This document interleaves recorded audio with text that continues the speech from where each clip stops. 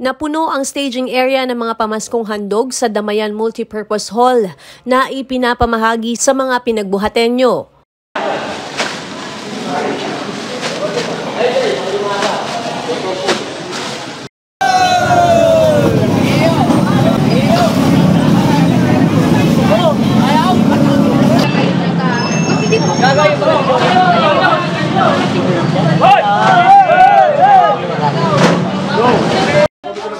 Ito na lang. Merry Christmas. Hello!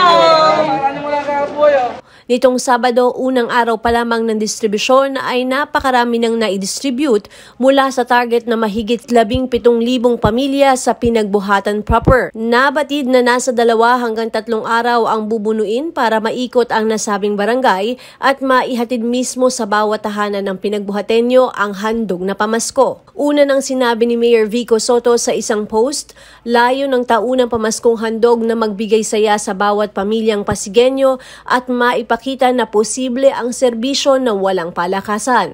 Sa may Sandoval Creek, abalang umikot ang grupo ng team leader na si June Hagurin sa pamamahagi. Narito na naman po ang pamaskong handog ng ating Mayor Vico Soto. Ito po ay taon-taon na ginagawa ng ating syudad ng pamamahagi ng bahay-bahay na pang Noche Buena para po sa ating mga Pasigueño. At syempre po, para din po sa mga pinagbuhatenyo. At napakaswerte po natin ngayong araw. Kasi ito po ang unang araw ng pamimigay ng pamaskong handog na kung saan ang barangay po natin ang unang-una po na nabigyan ng pamaskong handog ngayong araw po.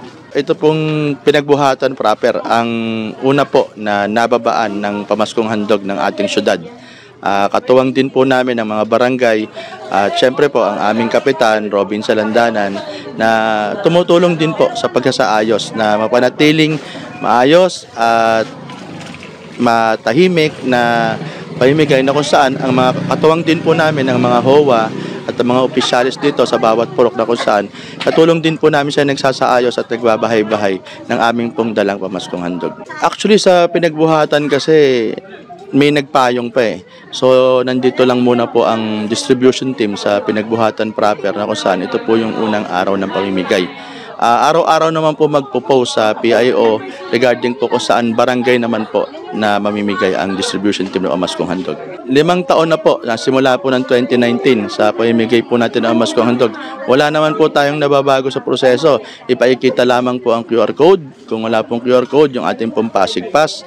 Kung meron po din, kung wala pong Pasig Pass, yung atin pong vaccination card, yan po ay nababasa ng atin pong mga scanner na patuloy po na nandito nagbabahay-bahay na kung saan gamit lang po yung pong mga nabanggit. Sa isang pamilya po, isa. Kung 3 po silang pamilya sa isang bahay, 3 QR code lang po ang kailangan po namin. Ayan, sa mga taga-pinagbuhatan at sa mga Pasigueño, antabayanan nyo lamang po, abangan po ang pagkatok ng distribution team sa inyo po mga bahay-bahay. Tuwang-tuwa ang mga pinagbuhatenyo sa maagang pamaskong natanggap mula sa lokal na pamahalaan.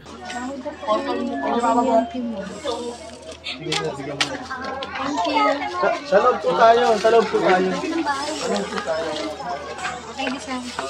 Dalawa po, yung anak kong may asawa, tsaka ako po. Napaka-thankful po, marami po, pamasko, napaka-aga.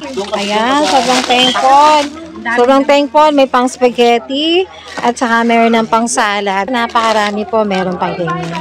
Nako, sobrang napakahalaga po nito, lalo na sa katulad po namin na medyo hindi nakakaangat sa buhay. Malaking bagay na po ito. Sa lokal na pamahalaan po, maraming salamat po sa pamaskong handog na napakaaga. Sobrang thankful po.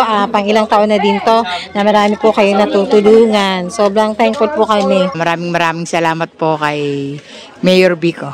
Meron pong pasta, may maling, may spaghetti na isang box, isang plastic na po. Yan. Thank you po. Malaking tulong na po sa amin to, sa aming mag-iina. Maraming salamat po, Mayor Vico Soto, sa binigay niyong pamaskong handog.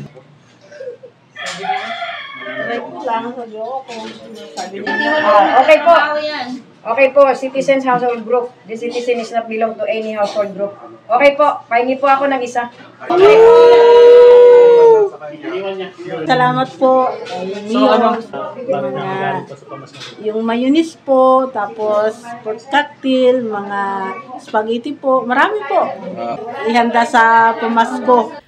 Araw-araw ang posting ng schedule ng pamamahagi ng pamaskong handog na ipopost ng Pasig Public Information Office sa umaga mismo ng araw ng distribution para maiwasan ang pagdayo ng mga taga-ibang lugar na nais makakuha ng pamaskong handog packs.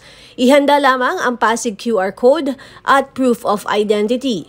Bawal gamitin ang Pasig Pass o QR code ng ibang tao. Kapag walang naabutang tao sa bahay, ay mag-iiwan ang distribution team ng form na may instruction kung paano maaaring maklaim ang pamaskong handog. Ako si Luan Peñano para sa latest ng iNews Pasig.